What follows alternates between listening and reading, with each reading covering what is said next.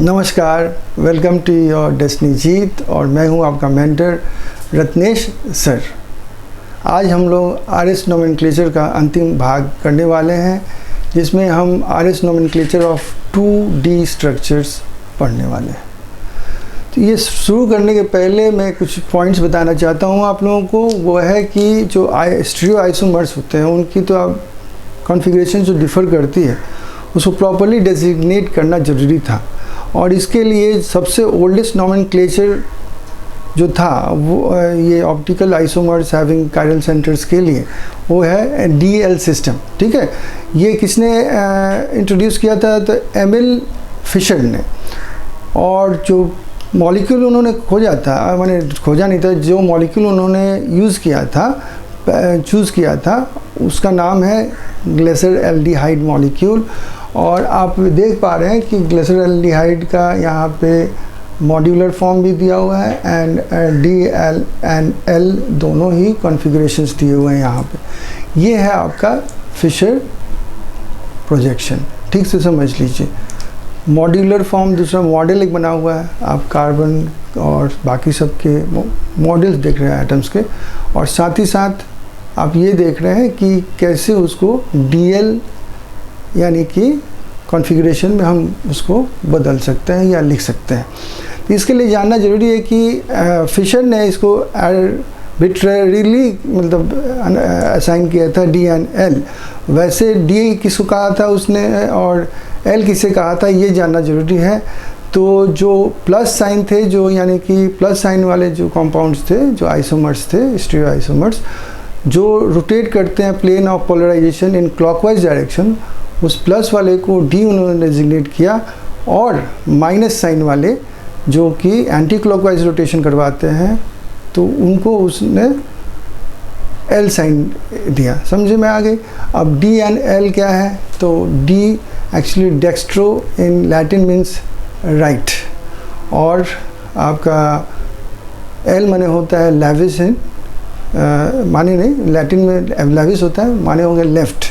तो ये रोटेशन के डायरेक्शंस को डिटरमाइन करते हैं और इसी के द्वारा रिप्रेजेंट करते हैं हम DL कॉन्फ़िगरेशन। तो DL कॉन्फ़िगरेशन एक्चुअली एक रिलेटिव मेथड है ऑफ कॉन्फ़िगरेशन, इसलिए इसको हम लोग रिलेटिव कॉन्फ़िगरेशन भी कहते हैं।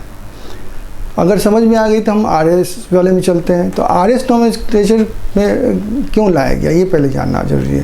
तो RS नोमेनक्लेचर लाने के पीछे ये मकसद था कि अगर बाकी ऐसे भी कोई कंपाउंड्स आ जाएं जो कि रिलेट नहीं करते हैं विद फिशर्स प्रोजेक्शन, तो उनको कैसे हम नेमिंग करेंगे या नोमेनक्लेचर कैसे देंगे? तो इसके लिए कैन, इनगोल्ड और प्रीलॉग ने मिलकर, 3 साइंटिस्ट ने मिलकर एक सिस्टम बनाया जिसको शॉर्ट में हम कह सकते हैं CIP। Actually the first alphabets of all 3 scientist, can का C, इनलॉग का I एंड प्रीलॉग का P लिया गया, और जो CIP और SIP सिस्टम कहा गया। इसको हम RS नोमेनक्लेचर भी कहते हैं। RS क्यों कहते हैं ये भी जानना ज़रूरी है। R मतलब, ये पहले भी बता चुका हूँ मैं वैसे, कि R मतलब रेक्टस होता है। रेक्टस मतलब होता है, लैटिन वर्ड है रेक्टस, और उसका इंग्लिश मीनिंग होता है राइट। और S मतलब सिनिस्टर होता है, जिसका इंग्लिश मीनिंग होता है लेफ़्ट। तो वही राइट एंड लेफ्ट, फिर रोटेशन यानी कि क्लॉकवाइज एंटी क्लॉकवाइज की बात ही आ रही है यहाँ पे बार बार। समझ में आ गई? माने जो प्लेन ऑफ पोलराइजेशन जो है उसको ही घुमाना है। जो कंपाउंड्स घुमा सकते हैं वो हैं कायरल कंपाउंड्स। ठीक है, और हम कायरल कंपाउंड्स के बारे में पढ़ रहे हैं यहाँ पे, ये याद रखिएगा। और RS नोमेनक्लेचर जो है एब्सोल्यूट नोमेनक्लेचर है या एब्सोल्यूट कॉन्फ़िगरेशन है। समझ में आ गई?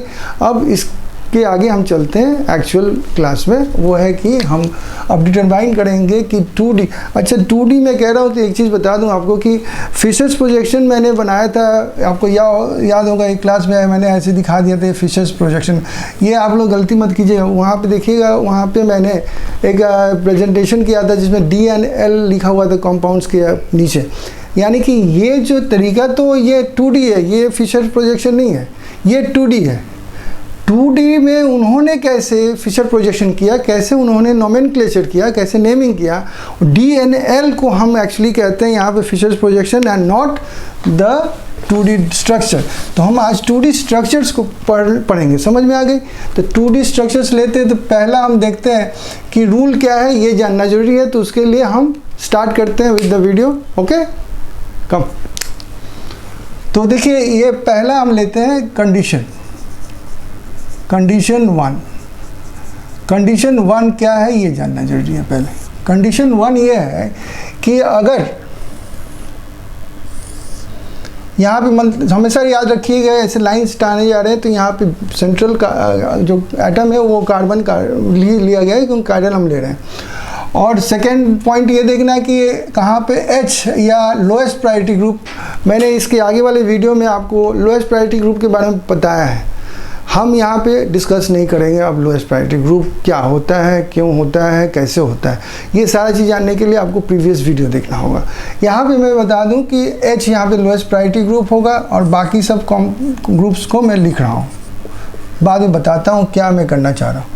अब देखिए, यहाँ पे जो लोएस्ट प्रायोरिटी ग्रुप कहाँ है, 2 लाइन हमने टाना है, एक हॉरिजॉन्टल एक वर्टिकल।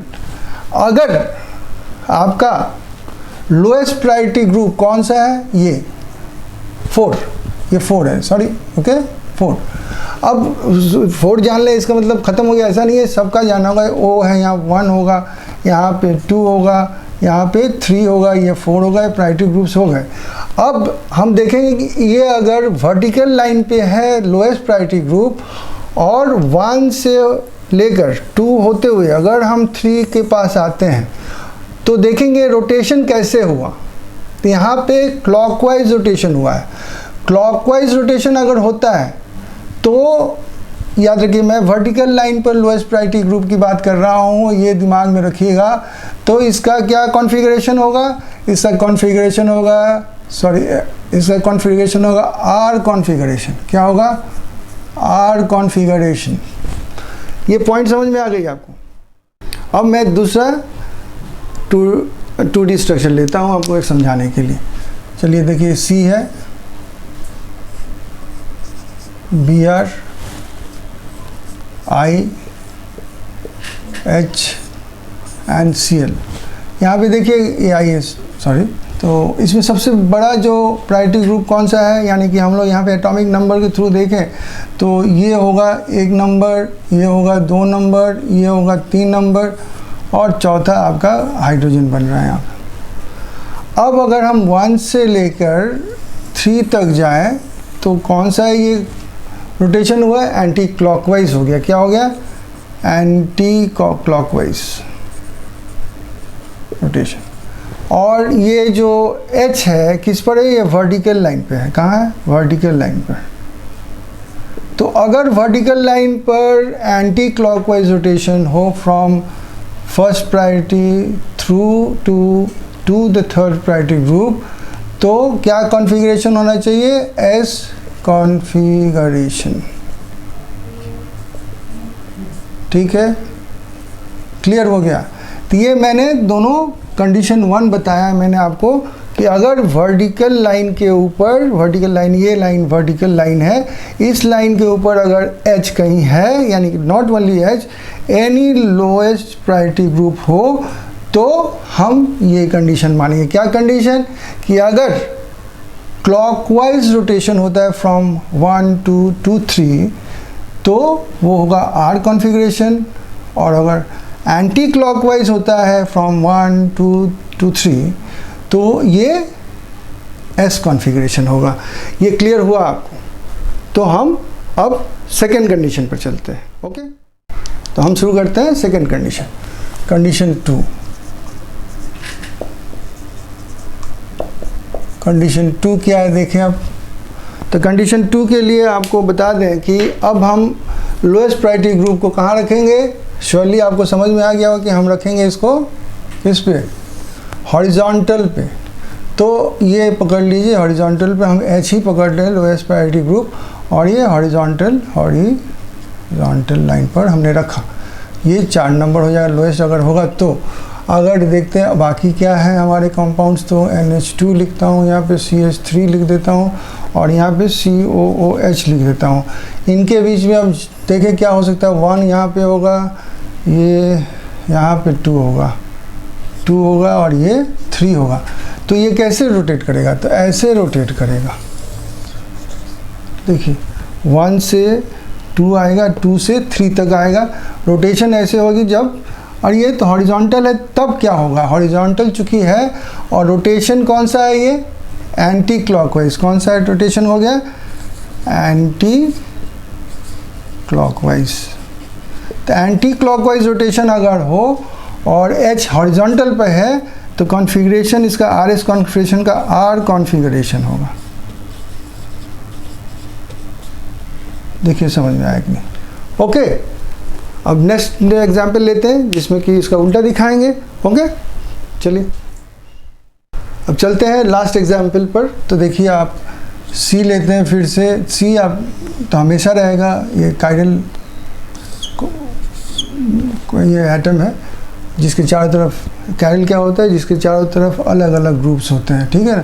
तो यहाँ पे हम NH2 पकड़ते हैं, यहाँ पे O ले लेते हैं, OH सॉरी, यहाँ पे OCH3 ले लेते हैं और यहाँ पे हम H ले लेते हैं। तो H फिर हॉरिजॉन्टल है, ठीक है, ये तो समझ में आ रही है आपको। तो इसमें देखिए कौन सा प्रायोरिटी ग्रुप कौन सा ज़्यादा है, कौन, तो इसमें देखिए O 2 है लेकिन C के साथ में यहाँ पे अटैच्ड है, तो इसलिए 1 नंबर ये होगा, 2 नंबर ये हो जाएगा, ये 3 नंबर हो जाएगा और चौथा ये होगा 4th, यानी कि LPG हो जाएगा, लोएस्ट प्रायोरिटी ग्रुप। अब रोटेशन कैसे होता है, तो 1 से होते हुए, सॉरी इधर नहीं जाएगा, 1 से होते हुए 2 की तरफ और 2 से 3 तक जाएगा, इस तरह रोटेशन होगा। और रोटेशन कैसा है ये, तो ये क्लॉकवाइज, देखिए क्लॉकवाइज रोटेशन है। कौन सा है, क्लॉकवाइज रोटेशन।